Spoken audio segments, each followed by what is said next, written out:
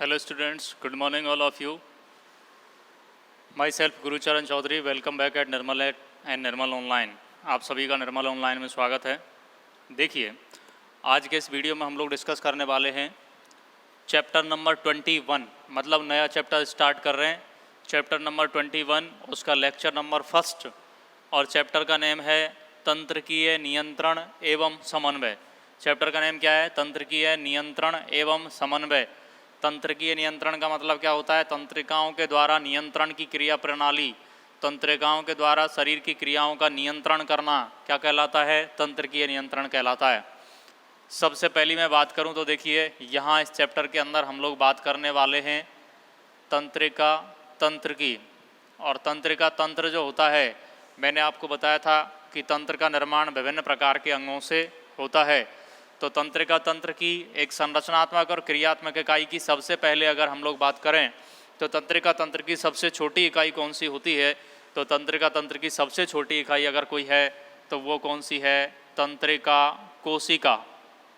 उसको नाम दिया जाता है तंत्रिका कोशिका, या इसको नाम देते हैं न्यूरॉन। इंग्लिश में इसको क्या कहते हैं? न्यूरॉन। आपने सुना भी होगा। तंत्रिका तंत्र की एक इकाई क्या कहलाती है? न्यूरॉन कहलाती है।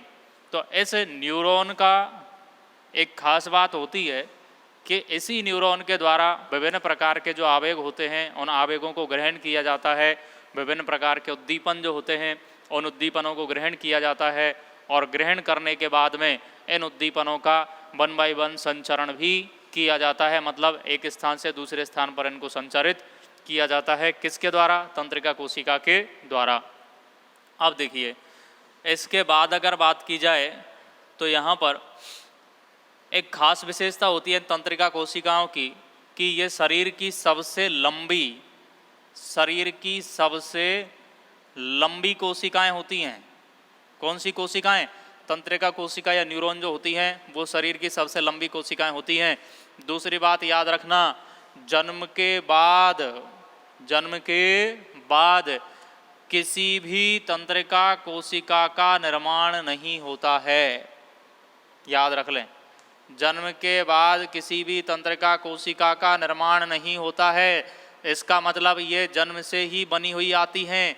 अगर कोई तंत्रिका कोशिका क्षतिग्रस्त हो गई तो उसकी रिपेयरिंग नई कोशिका के निर्माण द्वारा नहीं होगी, क्योंकि इन कोशिकाओं के अंदर कोशिका विभाजन जो होता है वो नहीं होता। कोशिका विभाजन क्यों नहीं होता? इसके पीछे रीजन होता है क्योंकि इसके अंदर तारक केंद्र जो होता है या तारककाय जो होता है वो तारककाय नहीं पाया जाता, और तारककाय की अनुपस्थिति के कारण क्या है, इसके अंदर जो तर्कुतंतु होते हैं उनका निर्माण नहीं होता, इसलिए कोशिका विभाजन इनके अंदर नहीं होता है। समझ में आ गई बात?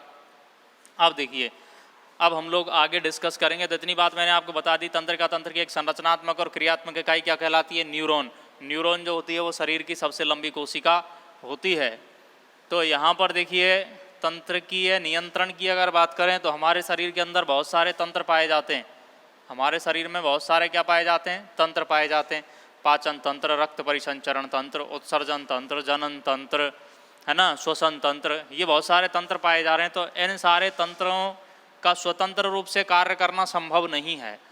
तो ये तंत्र जो होते हैं ये आपस में क्या एक दूसरे के साथ में जुड़े हुए होते हैं, और आपस में एक दूसरे के साथ समन्वय स्थापित करके, समन्वय का मतलब होता है एडजस्टमेंट, कोऑर्डिनेशन या समायोजन स्थापित करके क्या करते हैं? काम करते हैं सारे के सारे तंत्र जो होते हैं।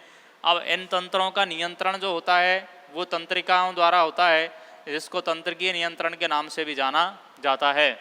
तंत्रिकाओं के अलावा अगर मैं बात करूं तो अंतःस्रावी तंत्र और तंत्रिका तंत्र, ये दोनों तंत्र जो होते हैं ये आपस में एक दूसरे के साथ में समायोजित होकर के, एडजस्ट होकर के काम करते हैं, या एक दूसरे के साथ सम्मिलित होकर के काम करते हैं। दोनों प्रकार के तंत्र। अंतःस्रावी तंत्र जो होता है इसके द्वारा हार्मोन का सीक्रेशन किया जाता है, विभिन्न प्रकार के हार्मोन का स्रावन किया जाता है।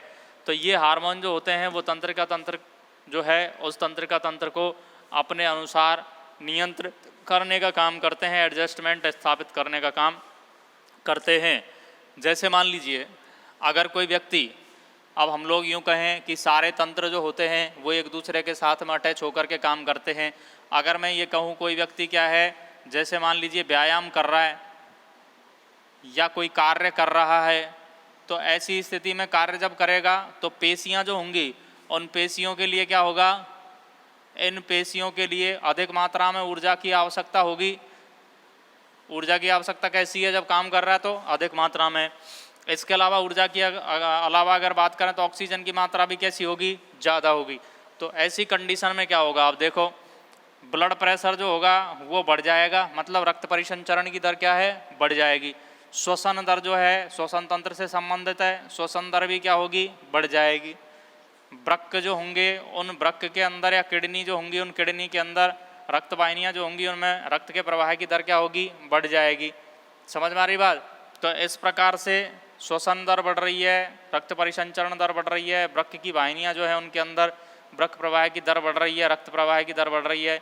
इसके अलावा उपापचयी क्रियाएँ जो हैं वो भी बढ़ रही हैं। तो देखो ये बहुत सारे तंत्र जो हैं, 3 तंत्र तो मैंने यहाँ आपको लिखी दी है, रक्त परिसंचरण, श्वसन तंत्र और उत्सर्जन तंत्र। तीनों क्या कर रहे हैं, आपस में एक दूसरे के साथ में सामंजस्य स्थापित करके एक सामूहिक रूप से कार्य कर रहे हैं और ऑक्सीजन और ऊर्जा उपलब्ध करवाने का काम कर रहे हैं। किसके लिए, पेशियों के लिए।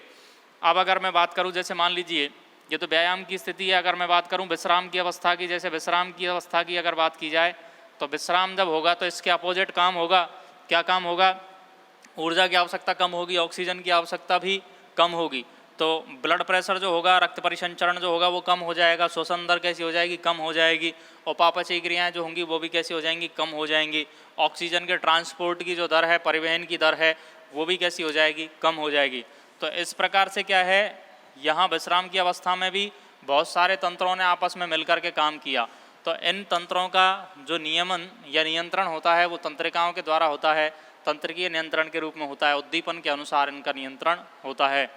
तो इस प्रकार से क्या है, ये अंग तंत्र जो होते हैं वो सम्मिलित रूप से काम करते हैं, स्वतंत्र रूप से कार्य नहीं करते हैं। पहली बात तो ये बैठा लें अपने दिमाग में। दूसरी कंडीशन अगर बात करें तो देखिए, हम लोग यहाँ डिस्कस करेंगे तंत्रिका तंत्र को। तंत्रिका तंत्र, इंग्लिश में इसको कहते हैं नर्वस सिस्टम।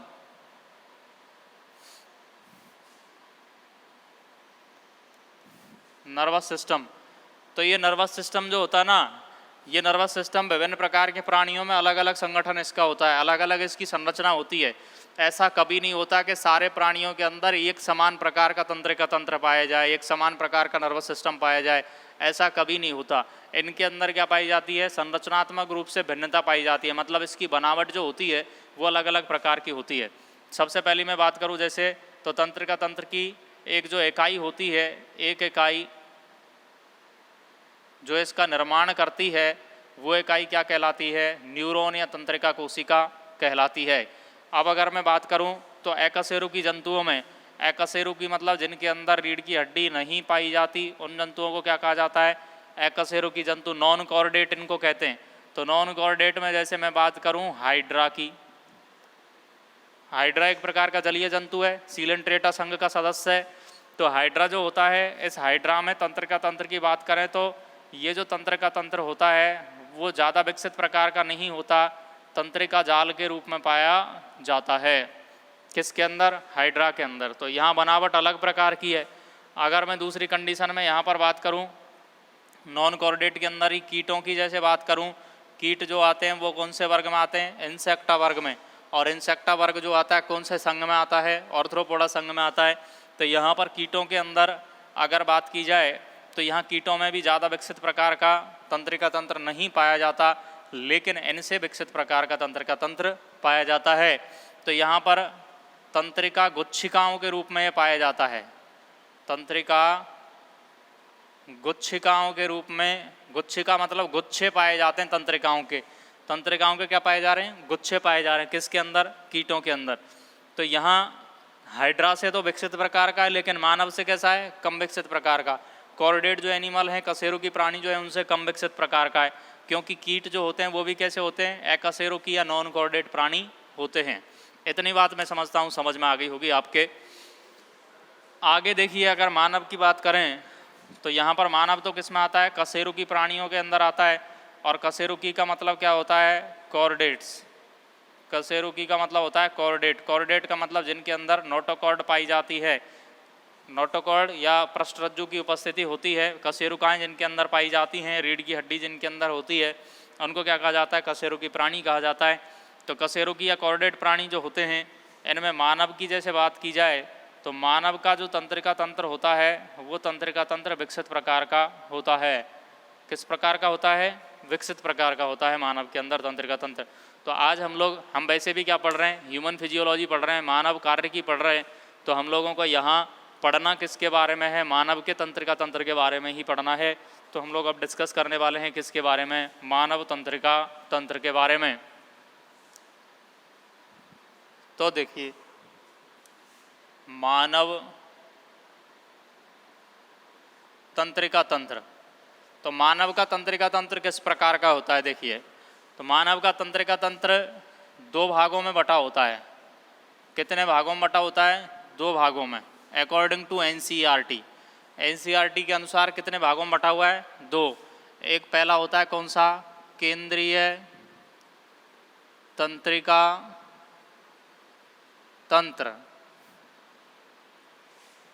और दूसरा जो होता है वो है कौन सा, परिधीय तंत्रिका तंत्र। कितने भागों में बांट दिया तंत्रिका तंत्र को, दो भागों में। एक तो कौन सा है, केंद्रीय तंत्रिका तंत्र, इसको कहते हैं central nervous system, CNS, central nervous system. इसको कहते हैं पेरीफेरल नर्वस सिस्टम, PNS। तो ये कौन सा हो गया, PNS। अब देखिए, यहाँ पर अगर बात करें केंद्रीय तंत्रिका तंत्र की, तो केंद्रीय तंत्रिका तंत्र दो भागों में बटा होता है। कौन कौन से, एक तो है मस्तिष्क और दूसरा भाग कौन सा है, मेरुरज्जु। मस्तिष्क और मेरुरज्जु। परिधीय तंत्रिका तंत्र की अगर बात की जाए तो परिधीय तंत्रिका तंत्र पुनः दो भागों में बटा होता है। एक कौन सा होता है, कायिक तंत्रिका तंत्र, कायिक तंत्रिका तंत्र, और दूसरा जो है वो है कौन सा, स्वायत्त तंत्रिका तंत्र, ऑटोनॉमस नर्वस सिस्टम भी इसको कहते हैं, ANS, ऑटोनॉमस नर्वस सिस्टम। तो देखिए, केंद्रीय तंत्रिका तंत्र को कितने भागों में बांटा, दो भागों में। कौन कौन से, एक है मस्तिष्क, ब्रेन, और दूसरी कौन सी है, मेरुरज्जु। दूसरा कौन सा है, परिधीय तंत्रिका तंत्र है। परिधीय तंत्रिका तंत्र को कितने भागों में बांटा, दो भागों में, एक कायिक तंत्रिका तंत्र और दूसरा स्वायत्त तंत्रिका तंत्र। अब देखिए, यहाँ पर अगर बात करें तो मस्तिष्क जो होता है, ये मस्तिष्क और इस परिधीय तंत्रिका तंत्र का निर्माण किससे होता है, मस्तिष्क और परिधीय तंत्रिका तंत्र का निर्माण उन सभी तंत्रिकाओं से होता है जो कि केंद्रीय तंत्रिका तंत्र को जाती हैं। समझ में आ रही है, मस्तिष्क और परिधीय तंत्रिका तंत्र का निर्माण उन सभी तंत्रिकाओं से होता है जो कि केंद्रीय तंत्रिका तंत्र के लिए जाती हैं। समझ में आ गई होगी बात। अब देखिए, यहाँ पर अगर परिधीय तंत्रिका तंत्र की बात करें तो परिधीय तंत्रिका तंत्र जो होता है, इसमें दो प्रकार की तंत्रिकाएं पाई जाती हैं। कितने प्रकार की तंत्रिकाएं, दो प्रकार की। परिधीय में तंत्रिकाओं की संख्या कितनी है, दो प्रकार की हैं परिधीय तंत्रिका तंत्र में। पहली जो है वो है संवेदी तंत्रिकाएं, संवेदी तंत्रिकाएं, और दूसरी प्रकार की जो हैं वो है चालक, या इनको नाम दिया जाता है क्या, प्रेरक तंत्रिकाएं। चालक या कौन सी तंत्रिकाएं हैं, प्रेरक तंत्रिकाएं। तो कितने प्रकार की तंत्रिकाएं पाई जाती हैं परिधीय तंत्रिका तंत्र में, दो प्रकार की। कौन कौन सी, पहली संवेदी तंत्रिकाएं और दूसरी चालक या प्रेरक तंत्रिकाएं। बात करें किसकी, संवेदी तंत्रिकाओं की, तो संवेदी तंत्रिकाएं जो होती हैं संवेदनाओं को, संवेगों को शरीर के विभिन्न ऊतकों या अंगों से लेकर के और कहाँ तक पहुँचाती हैं, केंद्रीय तंत्रिका तंत्र तक या तंत्रिका तंत्र तक पहुँचाने का कार्य करती हैं। ये कहाँ तक पहुँचा रही हैं, केंद्रीय तंत्रिका तंत्र तक, CNS तक पहुँचा रही हैं। कहाँ से पहुँचा रही हैं, मस्तिष्क के लिए पहुँचा रही हैं। और केंद्रीय तंत्रिका तंत्र का जो मुख्य भाग है वो कौन है, मस्तिष्क है। तो ये क्या करेंगी, जैसे ऊतक हैं, अंग हैं, इन ऊतक और अंगों से सूचनाओं को लेकर के कहाँ पहुँचाने का काम करेंगी? मस्तिष्क तक पहुँचाने का काम करेंगी। कौन सी तंत्रिकाएं? संवेदी तंत्रिकाएं। दूसरी कंडीशन में अगर हम लोग बात करें तो जो नियामक उद्दीपन होते हैं, मतलब उचित जवाब जो होता है जो मस्तिष्क के द्वारा दिया जाता है, उस उचित जवाब या नियामक उद्दीपनों को मस्तिष्क से शरीर के विभिन्न अंगों तक लाने का काम कौन करती हैं? चालक या प्रेरक तंत्रिकाएं। तो चालक या प्रेरक तंत्रिकाओं का काम क्या हुआ? मस्तिष्क से नियामक उद्दीपनों या सूचनाओं को मस्तिष्क से अंगों तक लाने का काम किया जाता है। किसके द्वारा? चालक या प्रेरक तंत्रिकाओं के द्वारा। दूसरी कंडीशन में अगर मैं बात करूं तो यहाँ पर देखिए संवेदी तंत्रिकाएं क्या काम कर रही हैं? ऊतक या अंगों से सूचनाओं को यहाँ से लेकर के कहाँ तक जा रही हैं? ब्रेन तक। कौन? संवेदी। और चालक की अगर बात करें तो ब्रेन से कहाँ ला रही हैं? समस्त संबंधित अंगों तक लाने का काम किया जाता है। किसके द्वारा? चालक या प्रेरक तंत्रिकाओं के द्वारा। अब यहाँ पर अगली अगर बात की जाए तो देखिए इधर रुख करते हैं अपन कायिक तंत्रिका तंत्र की तरफ। तो ये कायिक तंत्रिका तंत्र होता है, ये क्या काम करता है? इसके द्वारा मस्तिष्क से जो सूचनाएं होती हैं उन मस्तिष्क से संबंधित सूचनाओं को शरीर के अनैच्छिक अंगों या चिकनी पेशियों या आंतरांगों, आंतरांग जानते हैं? अंदर के अंग जिनके ऊपर हमारी इच्छा शक्ति का कोई सीधा नियंत्रण नहीं होता है, उन अंगों तक सूचनाओं को पहुंचाने का कार्य किया जाता है। किसके द्वारा? कायिक तंत्रिका तंत्र के द्वारा। कहाँ से? मस्तिष्क से सूचनाओं को लेकर के जाएंगे, कहाँ पर पहुंचाएंगे? अनैच्छिक अंगों या चिकनी पेशियों या आंतरांगों तक पहुंचाने का कार्य किया जाता है। किसके द्वारा किया जाता है? कायिक तंत्रिका तंत्र के द्वारा। दूसरी कंडीशन में अगर मैं बात करूं यहाँ पर स्वायत्त तंत्रिका तंत्र की, तो स्वायत्त तंत्रिका तंत्र जो होता है वो 2 भागों में बटा होता है। पुनः कितने भागों में बटा होता है? 2 भागों में बटा होता है। और ये 2 भाग कौन कौन से हैं? देखिए पहला जो भाग है वो है अनुकंपी तंत्रिका तंत्र। अनुकंपी तंत्रिका तंत्र।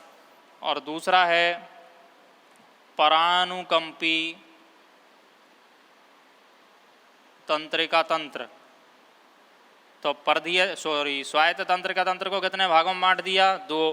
पहला कौन सा है? अनुकंपी तंत्रिका तंत्र। और दूसरा कौन सा है? परानुकंपी तंत्रिका तंत्र। अनुकंपी जो होता है, अनुकंपी किसको कहते हैं? ऐसा तंत्रिका तंत्र जो कि शरीर के विभिन्न प्रकार के जो तंत्र हैं उन तंत्र की क्रियाओं को बढ़ाता है। जैसे मान लीजिए हमारे सामने शेर आ गया। कौन आ गया? शेर आ गया। तो हम क्या करेंगे? हम कुछ नहीं करेंगे, करना तो शेर को है जो भी करना है। हम क्या करेंगे? देखिए शेर को देखते ही हमारे रोंगटे खड़े हो जाएंगे, बाल खड़े हो जाएंगे, हमारे पसीने का स्रावन जो होगा वो बढ़ जाएगा, हमारी आँखों की पुतलियाँ जो हैं वो फैल जाएंगी, हमारी सांस तेज़ तेज़ हो जाएगी, ब्लड प्रेशर जो होगा वो भी तेज़ तेज़ हो जाएगा। समझ रहे बात? तो ये सारा काम कौन कर रहा है? तेज करने का काम, उपापचयी क्रियाओं को तेज करने का काम, श्वसन दर बढ़ाने का काम, ब्लड प्रेशर बढ़ाने का काम, ये कौन करता है? अनुकंपी तंत्रिका तंत्र। अब मान लीजिए जैसे शेर चला गया, तो शेर के जाने के बाद तो कंडीशन कैसी होनी है? नॉर्मल होनी है। तो नॉर्मल करने का काम किसके द्वारा किया जाता है? परानुकंपी तंत्रिका तंत्र के द्वारा।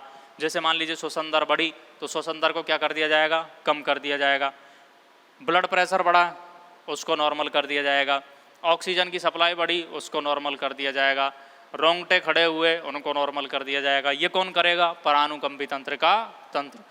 या फिर जैसे मान लीजिए किसी से आपकी लड़ाई हो गई, तो लड़ाई के समय में आप क्या करते हैं? आंखें निकालते हैं और पसीने का स्रावन बढ़ जाता है, तेज़ तेज़ सांस लेते हैं आप लोग, आपका ब्लड प्रेशर बढ़ जाता है। तो ये कौन करता है? अनुकंपी तंत्रिका तंत्र। आदमी जब कुट पिट लिया आराम से, तो फिर उसके बाद में क्या है? परानुकंपी तंत्र क्या करेगा? अब कुट पिट लिया, आराम से बैठ जा, अब सांस तेज़ तेज़ मत ले, धीमे धीमे ले, अब पसीने का स्रावन मत करे, कोई फ़ायदा नहीं है। अब क्या है? ब्लड प्रेशर को मत बढ़ाए, तेज़ मत करे, अब नॉर्मल कर ले इसको। तो ये नॉर्मल करने का काम जो करता है वो कौन करता है? परानुकंपी तंत्रिका तंत्र के द्वारा। स्थितियाँ जो होती हैं उन स्थितियों को क्या किया जाता है? सामान्य किया जाता है। तो ये जो बात है ये आप किस में कंप्लीट कर चुके हैं?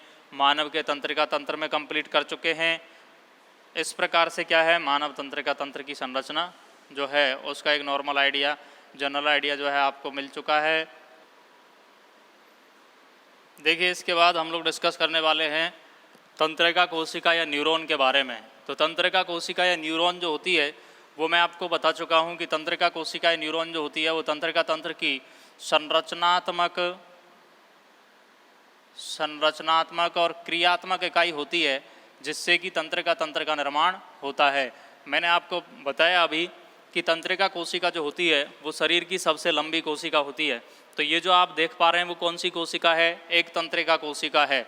इस तंत्रिका कोशिका का निर्माण कैसे होता है, किन किन संरचनाओं से इसका निर्माण होता है, तो वो मैं अभी आपको वन बाय वन डिस्कस करने वाला हूँ इसको। तो सबसे पहली अगर बात करें तो यहाँ पर देखिए आपको ये एक विशिष्ट प्रकार की संरचना दिख रही है। ये इसको कहा जाता है, इसको नाम दिया जाता है क्या? मैंने यहाँ पर लिखा भी है इसको कोशिका काय। इसको मैंने लिखा है, इस संरचना को क्या लिखा है? कोशिका काय या साइटोन इसको कहा जाता है, साइटोन। इस कोशिका काय के अंदर अगर बात करें तो क्या क्या पाया जाता है? देखो एक बड़ा केंद्रक इसके अंदर उपस्थित होता है और यहाँ पर इसका कोशिका द्रव्य पाया जाता है। इस कोशिका द्रव्य के अंदर क्या है? ये विशिष्ट प्रकार के रेड कलर से जो मैंने बड़े बड़े पार्टिकल बनाए, कण बनाए, इन कणों को नाम दिया जाता है क्या? निसिल्स कण नाम दिया जाता है। कौन से कण हैं ये? निसिल्स कण होते हैं। ये निसिल्स कण जो होते हैं ये क्या करते हैं? आवेगों के संचरण में भी हेल्प करते हैं। इसके अलावा अगर बात करें तो यहाँ पर आपको उभार जैसी संरचनाएं ये दिखाई दे रही हैं। देखो ये सींग जैसी संरचनाएं दिखाई दे रही हैं। इन सींग जैसी संरचनाओं को नाम दिया जाता है डेंड्रॉन। क्या नाम देते हैं इनको? डेंड्रॉन। और डेंड्रॉन जो होते हैं ये डेंड्रॉन शाखित हो जाते हैं आगे की तरफ जा करके, तो दो दो तीन तीन शाखाओं में बट गए। ये शाखाएं जो होती हैं उनको किस नाम से जाना जाता है? इनको नाम दिया जाता है डेंड्राइट्स। डेंड्रॉन किस में बटते हैं? डेंड्राइट्स में। मैंने लिखा है एक को तो क्या कह रहे हैं? डेंड्रॉन, और इसकी शाखाएं जो हैं उन शाखाओं को क्या कहा जाता है? डेंड्राइट्स कहा जाता है। ये डेंड्राइट्स जो होते हैं ये अंगों के अंदर, संवेदी अंगों के अंदर संवेगों को ग्रहण करने का कार्य करते हैं। जैसे मान लीजिए किसी ने हमारे हाथ में पिन चुभोई, तो ये पिन चुभाने का जो संकेत है, उद्दीपन है, उस उद्दीपन को किसके द्वारा ग्रहण किया जाता है? इन्हीं डेंड्राइट्स के द्वारा ग्रहण किया जाता है। इसके बाद अगर बात करें तो देखिए सबसे पहले डेंड्राइट्स में आता है ये जो भी आवेग या संवेग होगा या उद्दीपन होगा वो सबसे पहले कहाँ पर आएगा? डेंड्राइट्स में। डेंड्राइट से कहाँ पर आएगा? इस कोशिका काय के अंदर आएगा। और इस कोशिका काय आगे की तरफ जा कर के एक लंबी संरचना में खुलता है या छड़नुमा संरचना में खुलता है। इस लंबी छड़नुमा संरचना को, ये पूरी जो मैंने संरचना यहाँ तक बनाई है, यहाँ से लेके यहाँ तक ये बीच वाली जो छड़ जैसी संरचना बनाई है, इसको नाम दिया जाता है क्या? एक्सॉन। तो ये कोशिका काय जो होता है ये आवेग या संवेग को क्या करता है? यह आवेगों का संचरण करता है किसमें? एक्सॉन में। और एक्सॉन जो होता है वो लंबा भाग होता है एक्सॉन। इस एक्सॉन का निर्माण किस प्रकार से होता है? इस एक्सॉन पर विशिष्ट प्रकार की कोशिकाएं पाई जाती हैं जिनको क्या कहा जाता है? श्वान कोशिका। जगह जगह पर विशिष्ट प्रकार की कोशिकाएं पाई जा रही हैं जिनको क्या कहा जाता है? श्वान कोशिका। अब ये कुछ ऐसे एक्सॉन होते हैं जो आवरण युक्त होते हैं और कुछ ऐसे एक्सॉन होते हैं जो आवरण रहित एक्सॉन होते हैं। यहाँ पर ये आवरण जो होता है, इन श्वान कोशिकाओं के ऊपर जो आवरण पाया जाता है, इस आवरण को नाम दिया जाता है कौन सा आवरण? माइलिन आवरण। कौन सा आवरण नाम दे रहे हैं? माइलिन आवरण। अब यहाँ पर देखिए कुछ ऐसे होते हैं जो आवरण युक्त होते हैं, कुछ एक्सॉन आवरण युक्त होते हैं, लेकिन कुछ के अंदर श्वान कोशिकाएं यूं ही इस प्रकार से केवल श्वान कोशिकाएं पाई जाती हैं। तो कपाल और मेरु तंत्रिकाएं जो होती हैं, कपाल का मतलब खोपड़ी की और मेरु रज्जु की जो तंत्रिकाएं होती हैं, और मेरु रज्जु और कपाल की तंत्रिकाओं में इन श्वान कोशिकाओं के बाहर की तरफ आवरण पाया जाता है और इस आवरण को क्या नाम दिया जाता है? माइलिन आवरण नाम दिया जाता है। तो माइलिन आवरण युक्त एक्सॉन किस में पाए जाते हैं? कपालीय और मेरु तंत्रिकाओं में इनकी उपस्थिति होती है। कुछ ऐसे भी स्थान होते हैं जहाँ पर क्या है? ये आवरण नहीं पाया जाता है। दूसरी कंडीशन में अगर बात करें तो देखिए यहाँ पर ये जो माइलिन आवरण है ये, और अगला माइलिन आवरण स्टार्ट हुआ ये, तो इसके बीच में क्या है? ये खाली स्थान आपको दिख रहे हैं। यहाँ मतलब जॉइंट हैं, दो माइलिन आवरण के बीच में क्या पाया जा रहा है? जॉइंट पाया जा रहा है। तो इन जॉइंट को क्या नाम दिया जाता है? यहाँ पर इनको खाली स्थान को कहा जाता है रेनवियर के नोड। नोड का मतलब यहाँ गांठनुमा संरचनाएं उपस्थित होती हैं, इसलिए इनको क्या कहा जाता है? रेनवियर के नोड। रेनवियर एक साइंटिस्ट था, उसके सम्मान में इनको नाम दे दिया गया क्या? रेनवियर के नोड। आगे की तरफ अगर बात करें तो देखिए ये एक्सॉन जो होता है, ये एक्सॉन आगे की तरफ यूँ ब्रांचेज में बढ़ता है, छोटी छोटी ये संरचनाएं बनाता है। लास्ट भाग जो होता है वो फूली हुई पुट्टिकाओं के रूप में होता है। इन पुट्टिकाओं को क्या कहा जाता है? सिनेप्टिक नोब के नाम से जाना जाता है। नोब का मतलब होता है गांठ। और ये सिनेप्टिक नोब जो होती हैं, इन सिनेप्टिक नोब में विशिष्ट प्रकार का तरल पदार्थ भरा होता है और ये तरल पदार्थ जो होता है वो न्यूरोट्रांसमीटर होता है। न्यूरोट्रांसमीटर का मतलब न्यूरॉन्स की सूचनाएं जो होती हैं उनको ट्रांसफ़र करने का काम करता है, आगे ट्रांसफ़र करने का काम करता है। जैसे मान लीजिए यहाँ से संवेग यहाँ पहुँचा, तो ये पहुँचाने का काम कौन कर रहा है? न्यूरोट्रांसमीटर कर रहा है। न्यूरॉन को ट्रांसफ़र करता है, हिंदी में इसको कहते हैं तंत्रिका संचारी, तंत्रिकाओं का संचरण करने वाला, तंत्रिका आवेगों का संचरण करने वाला। और मुख्य न्यूरोट्रांसमीटर जो होता है उस न्यूरोट्रांसमीटर का क्या नाम है? एसीटाइलकोलिन। एसीटाइलकोलिन मुख्य न्यूरोट्रांसमीटर के रूप में कार्य करता है। इतनी बात आपके समझ में आ गई होगी। तो यहाँ पर अगर हम लोग बात करें तो एक जो तंत्रिका कोशिका या न्यूरॉन है, इस तंत्रिका कोशिका के अंदर कभी कभी कंडीशन ऐसी होती है कि एक ये न्यूरॉन कैसे हो सकते हैं? एक ध्रुवीय, द्विध्रुवीय और बहुध्रुवीय। ठीक है, द्विध्रुवीय न्यूरॉन तो कैसे होते हैं? जनरली कैसे पाए जाते हैं? जनरली द्विध्रुवीय और बहुध्रुवीय। द्विध्रुवीय का मतलब क्या होता है? एक तो एक्सॉन, एक एक्सॉन और एक डेंड्रॉन जिस न्यूरॉन के अंदर पाया जाता है वो क्या कहलाते हैं? एक तो एक्सॉन हो गया और एक डेंड्रॉन। कितने ध्रुव हो गए? 2। तो द्विध्रुवीय न्यूरॉन किस में पाए जाते हैं? जनरली आँख का रेटिना भाग। याद रखना, बहुत इंपॉर्टेंट क्वेश्चन बनता है।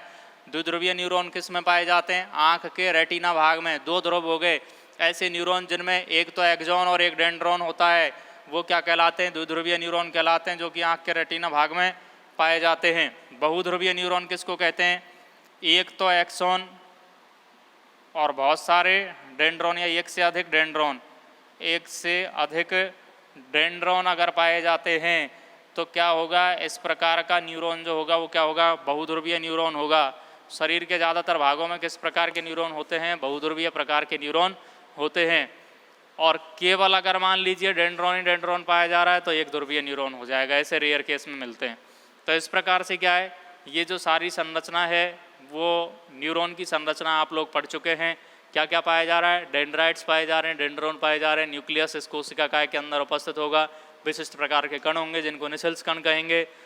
श्वान कोशिकाएं पाई जाएंगी विशिष्ट प्रकार की। श्वान कोशिकाओं के ऊपर आवरण होगा जिसको माइलिन आवरण कहेंगे। ये जो माइलिन आवरण है इनके जंक्शन पर गांठनुमा संरचनाएं होंगी जिनको रेनवियर के नोड कहेंगे। लंबा भाग जो होगा उसको एक्सॉन कहेंगे। और यहाँ पर एक्सॉन लास्ट में जाकर के पुट्टिकानुमा संरचनाओं का निर्माण करते हैं। इन पुट्टिकानुमा संरचनाओं को सिनेप्टिक नोब के नाम से जाना जाता है, जिनके अंदर न्यूरोट्रांसमीटर पदार्थ भरा होता है। तंत्रिका संचारी पदार्थ इनके अंदर भरा होता है। और इस पदार्थ के रूप में कौन होता है? वेरी इंपॉर्टेंट, एसीटाइलकोलिन जो होता है वो न्यूरोट्रांसमीटर के फॉर्म में काम करता है, तंत्रिका संचारी पदार्थ के रूप में कार्य करता है। तो इतनी बात मैं समझता हूँ आपके समझ में आ गई होगी। ये हमने बात कर ली किसकी? न्यूरॉन की संरचना की। आगे की बात जो है वो हम अगली क्लास में करेंगे। तब तक के लिए आपसे विदा लेते हैं। Thanks of all, good bye.